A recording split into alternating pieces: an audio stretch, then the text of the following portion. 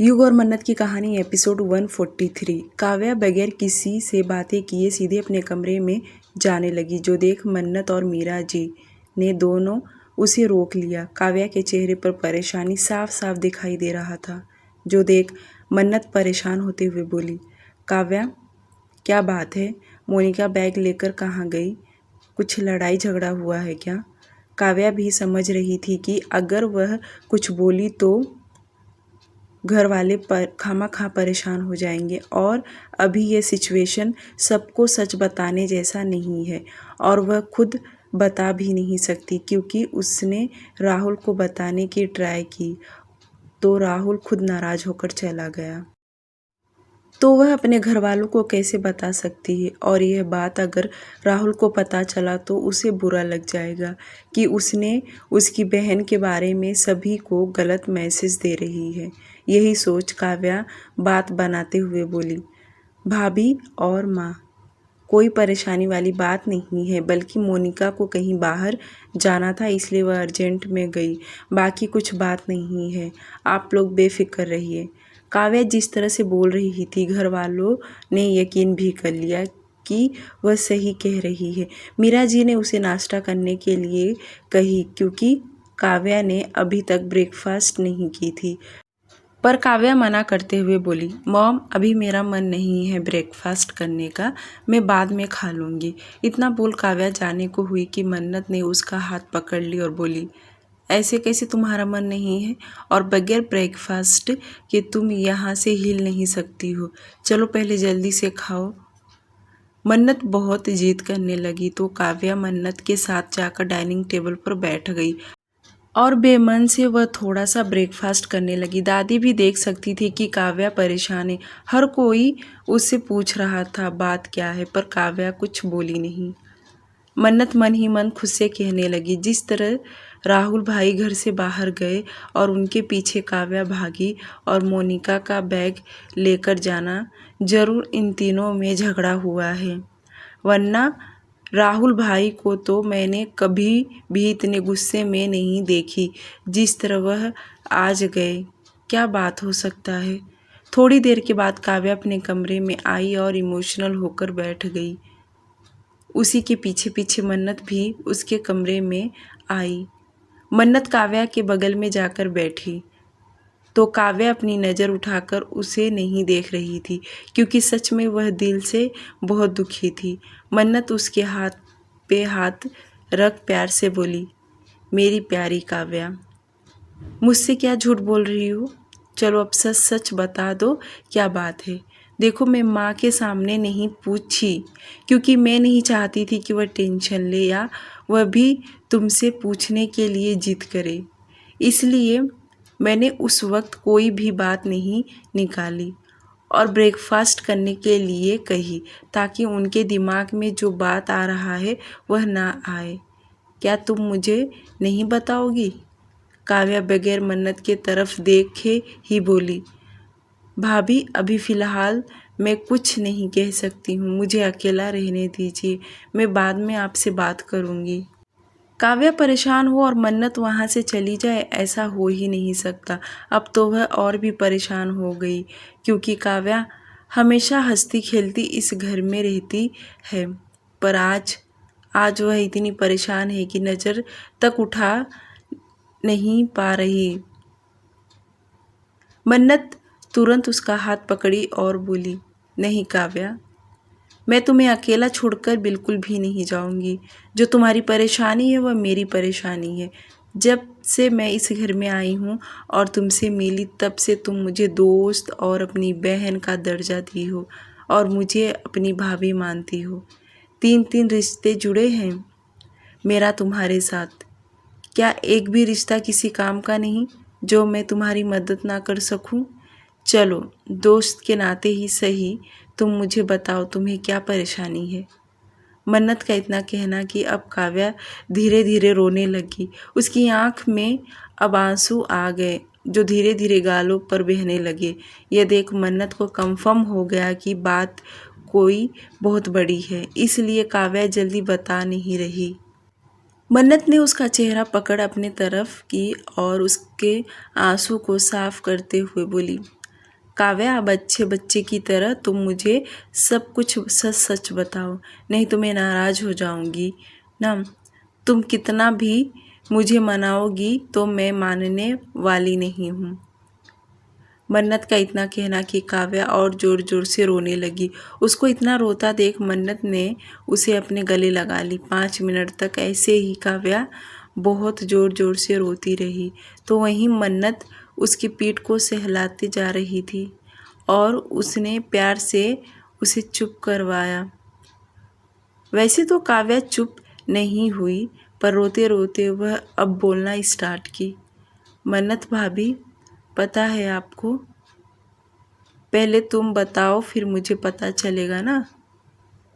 काव्या अपने आंसुओं को रोकते हुए बोली। भाभी प्रॉमिस करो आप किसी को नहीं बताओगी। काव्या को इस तरह प्रॉमिस दिलाता देखकर मन्नत तुरंत उसके हाथ पे हाथ रखी और बोली, प्रॉमिस करती हूँ किसी को कुछ नहीं बताऊंगी, जब तक तुम नहीं चाहोगी तब तक।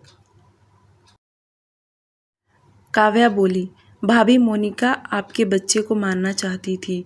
उसने कल आपके ठंडई में उसने ड्रग्स मिलाया था और उसको यह करते हुए मैंने देख ली थी। और जब आज सुबह मैं राहुल को बता रही थी तो राहुल को यकीन नहीं हुआ, वह तो मुझ पर ही गुस्सा करने लगा।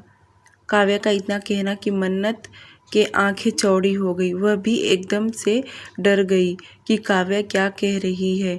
वह होश में तो है, उसे भी यकीन नहीं हो रहा कि काव्या जो कह रही है वह सही है।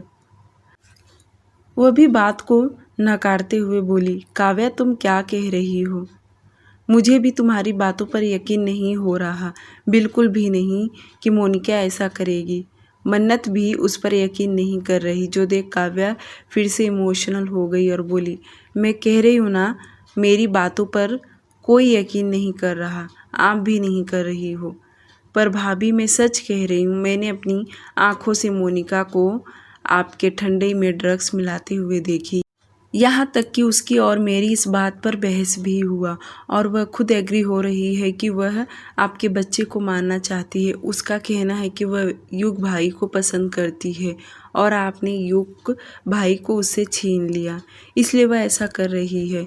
और तो और वह राहुल के सामने पलट गई, जिससे राहुल के नज़रों में मैं बुरी बन गई हूँ। काव्या अपनी तरफ से पूरी बातें बताकर क्लियर हो गई। अब कोई यकीन करे ना करे, क्योंकि वह तो चिल्ला चिल्ला कर अपनी सच्चाई मन्नत को बता दी। तो वही मन्नत उसके हाथ को पकड़ प्यार से बोली, काव्या तुमने जो अपनी आंखों से देखा वह तुम वही बता रही हो। मैं उसे झुठला नहीं सकती, तुम जरूर सच कह रही हो और मैं तुम्हारी बातों पर यकीन भी करती हूँ, क्योंकि एक बार मुझे भी उस पर शक हुआ था। पता है जब मेरी किडनैपिंग हुआ था और मोनिका मुझे बाहर ब्रेकफास्ट के लिए लेकर गई, मुझे पूरा यकीन है काव्या कि उस दिन ना मेरी किडनैपिंग के पीछे मोनिका का ही हाथ है। यह बात मैं युग को बताना चाहती थी, पर मैं नहीं बता सकी क्योंकि युग उस वक्त मेरी एक न सुनता था। उसके लिए मैं ही उसकी दुश्मन थी और अगर मैं यह बात उसके सामने रखती तो वह न जाने मुझे क्या कुछ सुना देता, इसलिए मैं चुप रह गई। पर जब आज तुम कह रही हो तो मुझे और भी यकीन हो गया कि वह तुम सच कह रही हो। मन्नत ने जैसी यह बात कही तो काव्या को और भी हिम्मत आ गया और वह उसका हाथ पकड़ते हुए बोली, थैंक यू भाभी, कम से कम आप तो मेरी बातों को यकीन कर रही हो, क्योंकि मैं झूठ नहीं बोल रही हूँ, मैं सच कह रही हूँ। हाँ काव्या, तुम्हें यकीन दिलाने की कोई ज़रूरत नहीं है, मुझे तुम पर भरोसा है कि तुम झूठ नहीं बोल रही। तुमने देखा है इसलिए तुम मुझे बता रही हो। अब रोना बंद करो, इसका कोई ना कोई हल हम दोनों मिलकर निकाल लेंगे। अब तुम बिल्कुल भी नहीं रोओगी। अगर माँ और दादी को पता चला तो वह खामखा परेशान हो जाएंगी। तो हमें ठंडे दिमाग से इस प्रॉब्लम का कोई ना कोई हल निकालना होगा। दोनों ने इस वक्त मिलकर इस प्रॉब्लम का कोई तोड़ ढूंढने लगी, क्योंकि काव्या यह काम अकेले नहीं कर सकती थी, क्योंकि नतीजा तो उसके सामने ही आया है। और राहुल को बताने की कोशिश की तो उसका परिणाम अलग ही हो गया। वहीं दूसरी तरफ राहुल मोनिका को बंगले के अंदर लेकर गया और उसे नॉर्मल आवाज़ में कहा, मोनिका तुम यहीं रहो, मैं ऑफिस जा रहा हूँ, शाम को तुमसे मिलता हूँ। इतना बोल राहुल जाने को हुआ कि मोनिका उसके सामने आकर खड़ी हो गई और एक दफ़ा फिर से रोने की एक्टिंग करते हुए बोली, राहुल भाई, क्या आपको ऐसा लगता है कि मैं यह सब कर सकती हूँ? मैं बिल्कुल भी ऐसी नहीं हूँ और ना ही कभी करूँगी। कोई मेरा दुश्मन भी होता तो भी नहीं। पर मुझे ये नहीं समझ आ रहा भाभी क्यों मुझ पर शक कर रही हैं। राहुल फिर से उसे समझाते हुए कहा, मोनिका मुझे ऑफिस जाने में देरी हो रहा है, तुम जाकर रेस्ट करो। मैं कह रहा हूँ ना, शाम को आकर बातें करता हूँ। हो सकता है काव्या को कोई गलत फहमी हो गया हो, बाकी कुछ नहीं। मैं सब कुछ ठीक कर दूंगा, तुम परेशान मत हो। मोनिका ने अपना सिर हाँ में हिलाते हुए मान गई और राहुल तुरंत वहाँ से चला गया। मोनिका मन ही मन खुश भी हो रही थी और दुखी भी। खुश इसलिए हो रही थी कि उसके भाई ने उसका साइड लिया, और दुख इसलिए हो रही थी कि उसे बजाज मेंशन का ऐशो आराम छोड़कर यहाँ आना पड़ा। वैसे भी राहुल का घर काफ़ी बड़ा था, पर वहाँ कोई रहता नहीं था और बंद होने के वजह से काफ़ी धूल मिट्टी जम गया था।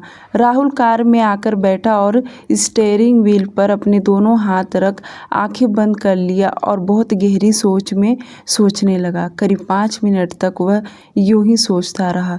फिर उसके बाद अपनी आंखें खोल सामने की ओर देखने लगा और वह खुद से बातें करते हुए कहा, मोनिका जिस तरह से मैं तुम पर यकीन करता हूँ, उसी तरह काव्या पर भी यकीन करता हूँ। पर मैं इस सच को खुद अपनी आँखों से देखना चाहता हूँ कि तुम सच हो या काव्या सच है। और इसका पता अब मैं खुद लगाऊंगा। अगर तुम झूठी निकली तो तुम्हें भी इसकी सज़ा मिलेगा, और अगर काव्या झूठी निकली तो उसे भी उसकी सज़ा मिलेगा। राहुल के दिमाग में इस वक्त बहुत कुछ चल रहा था। वह तुरंत कार स्टार्ट किया और ऑफिस के लिए निकल गया। जब वो ऑफिस पहुंचा तो तुरंत अपने कैबिन में गया और कैबिन में जाते ही देखा तो युग बैठा था। क्योंकि युग मेंशन से निकला तो सीधे राहुल के ऑफिस गया, ना कि अपने ऑफिस। क्योंकि वह मेंशन में एक ही शब्द इसलिए नहीं बोला क्योंकि वह सबके सामने वह राहुल से कुछ पूछ नहीं सका। वह पहले बात को समझना चाहता था कि बात क्या है। युग को यहाँ देख राहुल तुरंत समझ गया कि उसका इस तरह घर से आने से घर वाले परेशान हो गए हैं। तो वह युग के तरफ बढ़ते हुए उसके सामने आया और अपना मोबाइल टेबल पर रख चेयर पर बैठ गया। राहुल कुछ बोल नहीं रहा था तो वहीं युग भी चुप ही बैठा था। दोनों यूं ही 2 मिनट तक चुप रहे। उसके बाद ही युग अपनी चुप्पी तोड़ते हुए कहा, राहुल मुझसे नाराज हो क्या तुम? युग का इतना कहना कि राहुल उसके तरफ देख तुरंत बोला, नहीं, मैं तुमसे क्यों नाराज रहूँगा? मैं तुमसे कभी नाराज नहीं हो सकता, पर मैं थोड़ा परेशान हूँ और इस परेशानी को मैं खुद हैंडल करना चाहता हूँ। राहुल का इतना कहना कि युग बोला, यह तो अच्छी बात है और मैं भी तुम्हें परेशान नहीं करना चाहता हूँ, पर तुम्हारी परेशानी देख मैं परेशान हो जा रहा हूँ। मैंने सोचा शायद मैं तुम्हारी कोई मदद कर दूँ। युग का इतना कहना कि राहुल 2 मिनट शांत रहा, फिर बोला, हाँ मुझे तुम्हारी मदद तो लेना ही पड़ेगा क्योंकि तुम्हारे मदद के बगैर मैं आगे कुछ नहीं कर सकता। बोलो क्या? कैसे करूँ मैं तुम्हारी मदद? मैं कुछ दिन घर नहीं आने वाला क्योंकि काव्या ने मोनिका के ऊपर कुछ इल्ज़ाम लगाए हैं और मोनिका का कहना है कि वह काम उसने नहीं किया। अब मैं दोनों के बीच में फंस गया हूँ। अब मुझे उस सच्चाई का पता लगाना है कि कौन सच है, मोनिका या काव्या। और जैसे यह सच दूध का दूध और पानी का पानी हो जाएगा तो मैं घर आ जाऊंगा, तब तक मैं नहीं आ सकता। राहुल की बातें सुन युग भी थोड़ा परेशान हुआ और आगे बोला, फिर काव्या ने ऐसा क्यों किया? उसे मोनिका के ऊपर इल्ज़ाम क्यों लगाया? वह ऐसा कैसे कर सकती है? राहुल युग से छुपाना नहीं चाहता था, इसलिए वह सच बताते हुए कहा, काव्या का कहना है कि मोनिका तुम्हारे बच्चे को मारना चाहती है और उसने कल उसे ठंडई में ड्रग्स मिलाते हुए देख लिया, और मोनिका का कहना है कि उसने ऐसा नहीं किया। अब कौन सच है और कौन झूठा, इसका पता लगाने के लिए मुझे कुछ दिन मेंशन से दूर रहना होगा। युग ने जैसे यह सब सुना कि उसके बच्चे को मोनिका मारना चाहती है, वह तो अजीब सा चेहरा बना लिया। उसे अपने बच्चे के लिए ऐसे शब्द सुनकर बिल्कुल भी अच्छा नहीं लगा, और उसके बच्चे को कोई तकलीफ़ पहुंचाए वह तो बिल्कुल भी बर्दाश्त नहीं करेगा, अब चाहे वह घर वाले हो या बाहरी वाले। दोनों 20 मिनट तक बातें करते रहे और युग को भी राहुल के ऊपर भरोसा था, इसलिए वह तुरंत मान गया और कहा, तुम बेफिक्र रहो, तुम जो पता लगाना चाहते हो उस पर फोकस करो ताकि तुम्हारा भी डाउट क्लियर हो जाए। मैं घर का सब कुछ संभाल लूँगा। उम्मीद करता हूँ कि तुम जल्दी से घर आ जाओ, क्योंकि तुम्हारे बगैर घर घर जैसा नहीं लगता। यह सुन राहुल मुस्कुराया और युग उससे हाथ मिलाकर वहाँ से बाहर निकला। उसके जाते ही राहुल फिर से सोचने लगा। राहुल बहुत कुछ सोच सोच कर परेशान हो रहा था। उधर मेहता बंगलो, दोपहर का समय। नैना अभी तक बेड पर सोई हुई थी, तो वहीं रेहान वहीं खड़ा होकर उसे एकटक पलकें झपकाए बगैर उसे देख रहा था। उसे तो देख ही रहा था, साथ में उसके जख्मों को भी। रेहान के दिमाग में इस वक्त काफ़ी कुछ चल रहा था। वह सबसे ज़्यादा अपने आप को गुनहगार समझने लगा। उसे शर्मिंदगी के साथ पछतावा भी हो रहा था। थोड़ी देर के बाद यूं ही उसे देखता रहा। उसके बाद वॉशरूम में गया। वॉशरूम में जाते ही बंद मुट्ठी से दीवार पर ज़ोर ज़ोर से मारने लगा, क्योंकि वह अपना गुस्सा कहीं और तो नहीं निकाल सकता, इसलिए वह सारा गुस्सा इन दीवारों पर निकालने लगा। एक पंच दीवार पर मारा तो उसे दर्द का एहसास नहीं हुआ। फिर उसने दूसरा पंच और ज़ोर से दीवार पर मारा। इस बार उसके हाथों में दर्द का एहसास हुआ, फिर भी वह रुका नहीं। अपना पूरा गुस्सा दीवार पर मार मार के निकालने लगा। यहाँ तक कि अब उसकी उंगलियों से हल्का ब्लड निकलना चालू हो गया, पर उसे इस दर्द से कुछ फ़र्क नहीं पड़ा, क्योंकि जो नैना का दर्द है उसके आगे यह दर्द कुछ भी नहीं था। उसे सुबह वाला सीन याद आने लगा, जब वह नैना को वॉशरूम में लेकर गया था और वह डर के मारे काँप रही थी। वह दर्द से तड़प रही थी। वह उसकी आंखों के सामने घूमने लगा। रेहान दीवार पर मारते हुए खुद से कहने लगा, ऐसे कैसे कर सकते हो तुम रेहान? तुम बहुत जाहिल इंसान हो। भला कोई ऐसी बेरहमी से अपनी वाइफ के साथ जुर्म कैसे कर सकता है? रेहान काफ़ी देर तक दीवार पर फाइट किए जा रहा था कि तभी उसके कानों में नैना की आवाज़ आया, जो बेड पर उठकर पानी मांग रही थी। और जब रेहान वॉशरूम में गया था तो वह दरवाज़ा खुला ही छोड़ दिया, जिससे उसकी आवाज़ उसे साफ साफ सुनाई दे रहा था। रेहान तुरंत रुका और जल्दी से वॉशरूम से बाहर निकला और तेज कदम भरते हुए नैना के पास पहुंचा तो देखा नैना उठ के बैठ गई थी। रेहान तुरंत पूछा, क्या हुआ नैना, तुम ठीक तो हो? क्या कुछ चाहिए तुम्हें? नैना अपना सलाइवा गटकते की कोशिश कर रही थी, क्योंकि उसका गला सूख गया था, और जब वह टेबल पर पानी का ग्लास देखी तो उसमें पानी नहीं था। तो अपनी जीभ बाहर निकाल कर अपने होठ पर फेरते हुए धीरे आवाज़ में बोली, मुझे प्यास लगा है। रेहान तुरंत बोला, 2 मिनट रुको, मैं पानी लेकर आता हूँ। वह कांच का मग टेबल से उठाया और तुरंत कमरे से बाहर गया। 2 मिनट बाद पानी लेकर जल्दी से ऊपर आया और एक गिलास में पानी डाला और नैना के तरफ बढ़ाया। जैसे नैना ने पानी का गिलास पकड़ने के लिए अपना हाथ आगे बढ़ाई कि उसकी नज़र रेहान के हाथ पर गया जहाँ पर अभी भी ब्लड लगा हुआ था, जो देख नैना घबरा के उसके हाथों को देखने लगी। उसने गिलास को नहीं पकड़ी बल्कि उसके हाथों को देखने लगी। रेहान ने उसकी आंखों का पीछा करते हुए देखा तो समझ गया कि नैना क्या देख रही है। तो रेहान तुरंत गिलास दूसरे हाथ में लिया और कहा, नैना तुम पहले पानी पियो। अब भला नैना ने अपनी आंखों से देखी है तो वह कैसे गिलास का पानी ले सकती। वह तो सवाल करते हुए पूछी, आपको चोट कैसे लगा? क्या हुआ? कुछ हुआ है क्या?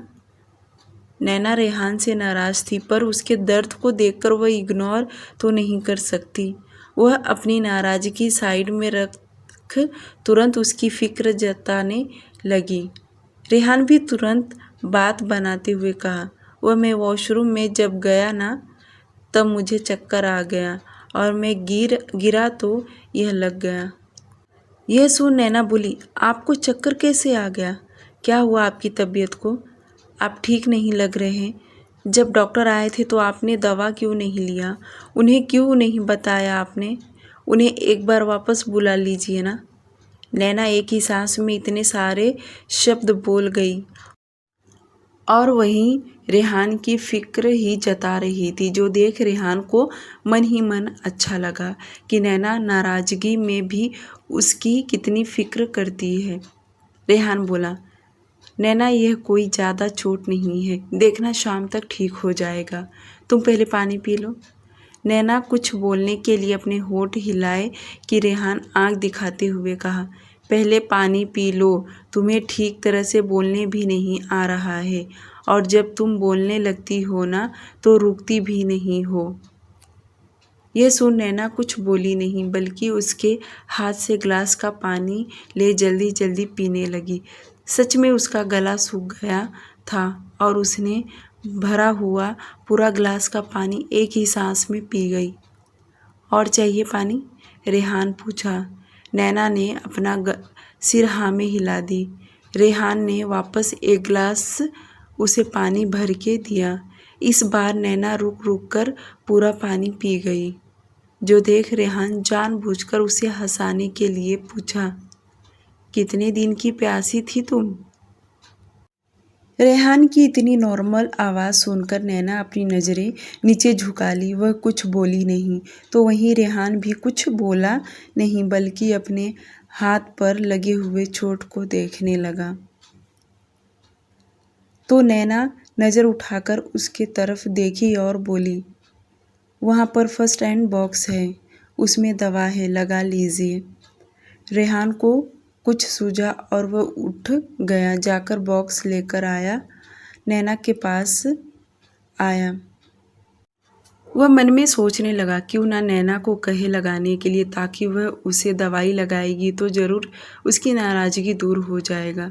इसलिए रेहान उसके पास लेकर आया और बोला, नैना तुम ही लगा दो। ये बोल रेहान ने बॉक्स उसके तरफ बढ़ाया तो नैना कभी उसे तो कभी बॉक्स को देख रही थी। तो रेहान अपनी आंखों से उस बॉक्स की तरफ इशारा किया, जो देख नैना भी नहीं कह सकती थी, क्योंकि अगर बात कुछ और होता तो वह इग्नोर कर देती, पर रेहान को चोट लगा था तो वह कैसे इग्नोर कर सकती है, जिसके चलते वह उसके हाथ से बॉक्स पकड़ी और खोलकर उसमें से दवा निकालकर उसे लगा दी। नैना ने जैसे बॉक्स में से दवा निकाली तो रेहान उसके बगल में बैठ गया और अपना हाथ उसके तरफ बढ़ाया तो नैना धीरे धीरे उसके लगे हुए चोट पर दवा लगाने लगी। नैना अपनी नज़रें नीचे झुकाए ही उसे दवा लगा रही थी, तो वहीं रेहान एकटक उसे ही देख रहा था, क्योंकि उसके चेहरे पर साफ सा मासूमियत दिखाई दे रहा था। और रेहान फिर अपने आप को कोसते हुए खुद से कहा, मेरी एक गलती की वजह से मैं नैना को खो देता। जो मैंने तुम्हारे साथ रात को किया, सच में ज़िंदगी भर खुद को कभी माफ़ नहीं कर पाऊँगा। रेहान अब कुछ भी कर ले, उसने जो किया है वह सच में कभी भुला नहीं सकता। अगर कभी भूला भी तो नैना को देखकर उसे सब याद आ जाएगा। नैना उसे दवा लगाने में बिजी थी, तो वहीं रेहान अपनी धीमी आवाज़ में बोला, नैना। अपनी नाम सुनकर नैना तुरंत नज़र उठाकर रेहान की तरफ देखी तो रेहान तुरंत बोला, क्या तुम्हें अभी भी दर्द हो रहा है?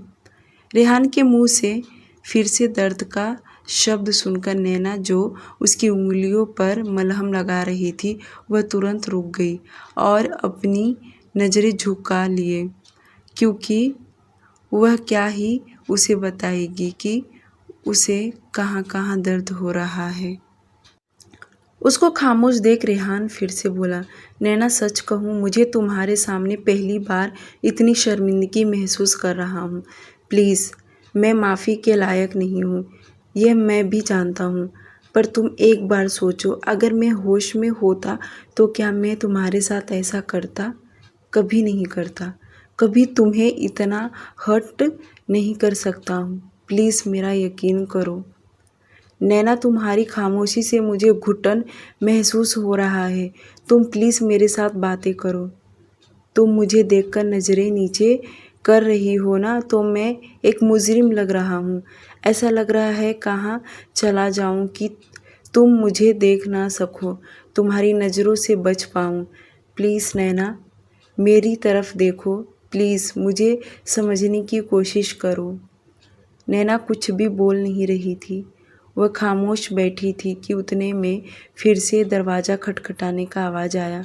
तो रेहान दरवाजे की तरफ देखा और बेड से उठकर जाकर दरवाज़ा खोला तो सर्वेंट कदम था और उसने रेहान से दोपहर का लंच के बारे में पूछने लगा कि नीचे लंच करेंगे या कमरे में। तो रेहान ने तुरंत कमरे में लाने के लिए ही कहा, क्योंकि नैना तो नीचे जा नहीं सकती थी। जो सुनकर सर्वेंट कदम तुरंत नीचे चला गया। वहीं रेहान वापस नैना के पास आया और वह फिर से वही बातें नहीं शुरू करना चाहता। रेहान भी जब चुपचाप खड़ा था तो वहीं नैना उठने की कोशिश की तो रेहान तुरंत उसके पास गया और कहा, जाना है तुम्हें? तुम नीचे नहीं जा सकती, डॉक्टर ने तुम्हें आराम करने के लिए कहा है। वॉशरूम जाना है। इतना बोल मन्नत बच्चों की तरह रेहान की तरफ देखी। ये सुन रेहान बोला, अच्छा ठीक है, चलो मैं तुम्हें छोड़ देता हूँ। नैना मना करते हुए बोली, नहीं, मैं चली जाऊँगी। इतना बोल वह अपने पैर जैसे फ्लोर पर रखी तो वह डगमगा रही थी और रेहान इस बार कुछ बोला नहीं, बल्कि उसे गोद में उठा लिया और वॉशरूम की तरफ बढ़ा। तो वहीं नैना उसके गोद से उतरने के लिए स्ट्रगल करने लगी, पर रेहान टस से मस तक नहीं हुआ और अपने पैर से वॉशरूम का दरवाज़ा खोल उसे अंदर ले जाकर छोड़ा और कहा, मैं बाहर खड़ा हूँ, जब तुम्हारा हो जाए तो मुझे आवाज़ लगा देना, मैं आ जाऊँगा। नैना ने तुरंत दरवाज़ा बंद कर दी और उसके सहारे खड़ा होकर रोने लगी। 2 मिनट वह ऐसी ही खड़ी रही। उसके बाद वॉशरूम में लगे मिरर के सामने जाकर खड़ी हो गई और अपने आप को आईने में देखी तो सच में उसके होठों पर 2 जगह कट था और उसके होठ जो पहले पतले मुलायम थे अब सूज चुके थे। यहाँ तक कि उसके गालों पर भी रेहान के बियर्ड के निशान बने हुए थे। नैना तुरंत अपने बाथरोब का नोट खोल के खुद को देखी तो उसके जख्म अभी भी ताज़ा थे, पर उसके जख्मों पर दवा लगा हुआ था, जो देख वह तुरंत याद करने की कोशिश की। यह दवा तो उसने खुद नहीं लगाई थी। यह याद आते ही उसे ये भी याद आ गया कि रेहान ने ही लगाया होगा। अब तो उसकी धड़कनें और तेज़ी से धक धक करने लगा। वह अपने शरीर को भी बहुत ही गौर से देख रही थी, जहाँ पर लव बाइट के निशान बने थे। वह अपने ब्रेस्ट के नीचे नीचे नज़र डाली। रात में तो उसने अपने आप को नहीं देखी थी, बल्कि वह अपने आप को सही तरीके से देख रही थी, जो देखकर उसका दिल भर आया। नैना मिरर में देखते हुए ज़ोर ज़ोर से रोने लगी, और जैसे उसके मुंह से आवाज़ आया तो वह अपने हाथ से अपने आवाज़ को दबा ली ताकि किसी को सुनाई ना दे। उसके बाद ऐसे ही 5 मिनट वह रोती रही। जब उसे थोड़ी तसल्ली मिला तो वह अपने आंसू को साफ किया और नल चालू करके मुंह पर ठंडे पानी के छींटे मारे। ऐसे ही 10 मिनट हो गया। अब बाहर खड़ा रेहान परेशान होने लगा कि नैना बाहर क्यों नहीं आ रही है। तो वह दरवाजे पर नॉक करते हुए कहा, नैना तुम्हें इतना टाइम क्यों लग रहा है। पर नैना कुछ नहीं बोली। तो रेहान वैसे ही खड़ा था, पर उसे अंदर ही अंदर टेंशन भी आ रहा था कि नैना कहीं अंदर कुछ कर ना ले। ये सब याद करके वह दरवाज़ा खोलने का सोचा, और रेहान 2 मिनट वेट करने वाला था। अगर नैना दरवाज़ा नहीं खोली तो वह खोल देगा। वह अब दरवाजे का हैंडल पकड़ के ही खड़ा था कि उतने में अंदर से दरवाज़ा खुला, और नैना को सही सलामत देख रेहान को तसल्ली हुआ। वह एकदम उसके सामने खड़ा हो अपनी आंखें बंद कर लिया, और नैना ने एकदम से उसको अपने सामने देख अपनी नज़रें नीचे कर ली। अब उसे फिर से रेहान के ऊपर गुस्सा आ रहा था, क्योंकि वह अभी थोड़ी देर पहले अपनी हालत देखकर आ रहा है। रेहान कुछ बोला नहीं, बल्कि तुरंत अपने गोद में उठा लिया और बेड पर ले गया और बेड पर बिठाया। थोड़ी देर बाद सर्वेंट कदम ने दोनों के लिए लंच कमरे में लेकर आए। रेहान फिर से ज़बरदस्ती करके नैना को थोड़ा थोड़ा खाना खिलाया।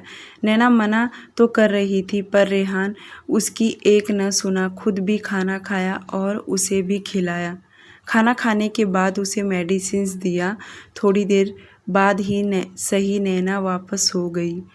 आज वह कपड़े नहीं पहनी थी। वह सुबह से ही बाथरूम में थी। तो वहीं रेहान भी सोफे पर सो गया। दूसरी तरफ अग्रवाल हाउस। इन दिनों युग का ड्राइवर पीहू को हॉस्पिटल ले जाया कर रहा था। कुछ दिन में ही पीहू का ट्रीटमेंट साउथ अफ्रीका के डॉक्टर करने वाले थे, क्योंकि डॉक्टर निहारिका ने उन्हें यहाँ आने के लिए कही थी, क्योंकि उसके शरीर में जो केमिकल का सेवन पाया गया था उसका तोड़ निकालना था। उसके शरीर को उस ड्रग्स का जो नशा लगा था और अब उसे वह नहीं मिल रहा, तो उसकी तड़प महसूस होने लगा। वह दिन भर बेचैन होती थी। उसे गर्मी बहुत महसूस होता था, और यह बात पीहू को थोड़ी ना पता कि वह ड्रग्स लेती है। उसे तो दिन भर वह अपनी माँ या अपने पापा को परेशान करती थी कि उसे बहुत बेचैनी हो रहा है, उसे ठीक नहीं लग रहा। यहाँ तक कि फ़ैन के नीचे बैठने पर भी उसे गर्मी होता, और जब भी उसके सिर में दर्द होता था तो वह पूरा घर सिर पर उठा लेती थी। और यह सब बात का पता डॉक्टर निहारिका को चलते ही उन्होंने बड़े डॉक्टर को हायर किया, ताकि पीहू का इलाज जल्द से जल्द हो सके। डॉक्टर निहारिका हर रोज़ का अपडेट युग को दिया करती थी, और उन्होंने बड़े डॉक्टर को हायर करने के लिए भी युग को बता दिया, और जो उसने उनके इंडिया आने का चार्ज था, उनका चार्ज भी बहुत हाई लेवल का था। जब डॉक्टर निहारिका ने युग को उनके यहाँ आने का चार्ज बताया तो युग को गुस्सा आया कि वह पैसों के बारे में बात ना करे।